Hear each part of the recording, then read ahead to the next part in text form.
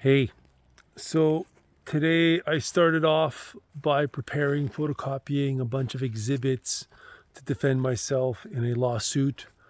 My guys were on a job site back in 2020, June 25th, and they had to remove the drawers. So my dresser was made entirely out of glass mirror.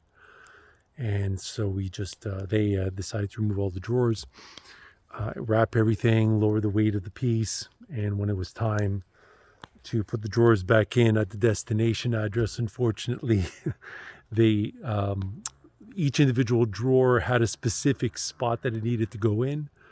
So the guys left. The client said that they would give it a try. However, the lady wrote to me angrily, threatening legal action, severe consequences if I did not come and remedy the situation as quickly as possible. I emailed her within an hour, I believe, of receiving her message, and I told her that I was available to come by on Sunday and I would take care of everything. The very next day, she wrote to me and told me it wasn't necessary. The drawer had shattered. So this drawer is worth $75 at Hey Finger. This drawer is worth $75 at the furniture store called Le Corbeil here in Quebec. But it had a particular color called mushroom. So it was recommended that she change all the drawers so that the color would match. So that's what happened. That's what I was preparing this morning. And then I had to do an online mediation with a guy who was doing some work here, and he did some atrocious work. I think I've uploaded a video where he put a garbage bag as some form of vapor barrier between the cold cement that had some condensation on it and the pine board that he was using to frame out the windows on the inside. So that was absolutely ridiculous. All of the pine started cupping, all started bowing. It had to be torn out, redone. And I just didn't wind up paying the guy for his last week of work because essentially he was undoing and redoing stuff that he had already done. This is what I tried to explain to him today.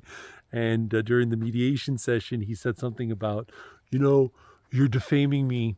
If I were to see a guy on the street who is in a wheelchair and I just call him a retard without knowing anything about him, I'm defaming him. And I said, well, if he did the type of work that you do, Yanis, you would be right to call him a retard. Anyhow, he kept on explaining or blaming the structure of the house, this and that. And despite me going around and showing him that all the work had been done by somebody else, he just wouldn't relent.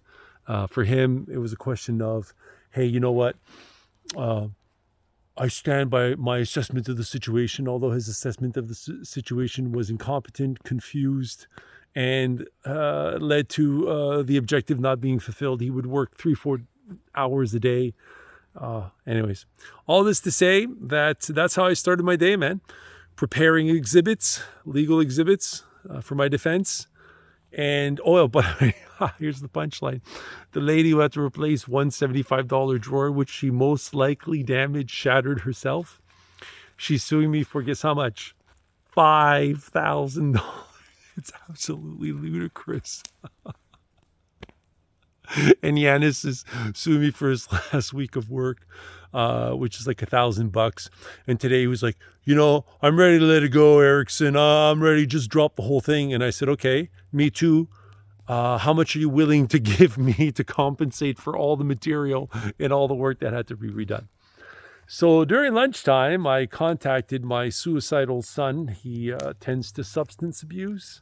He drinks a shitload, tonload, crapload of alcohol. In fact, he was admitted once for alcohol poisoning.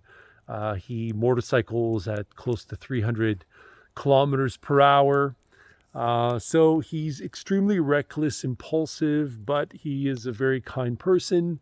And I understand why he's so confused and conflicted, because he had me as a dad. And unfortunately, the separation was not amicable.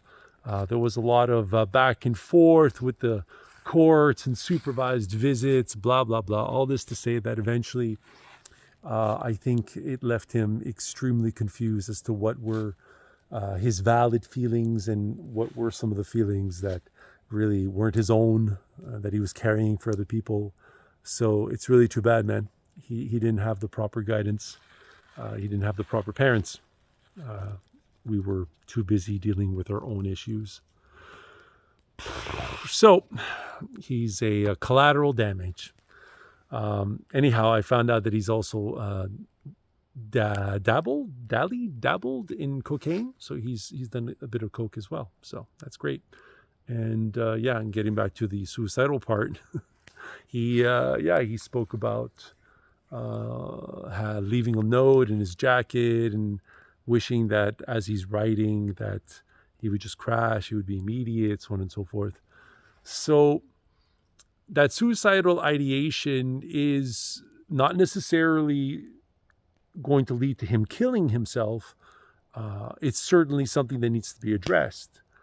The fact that he's not actually veering his motorcycle intentionally into an obstacle in order to achieve that desired outcome of killing himself means that he still has the instinct of survival. He hasn't completely given up.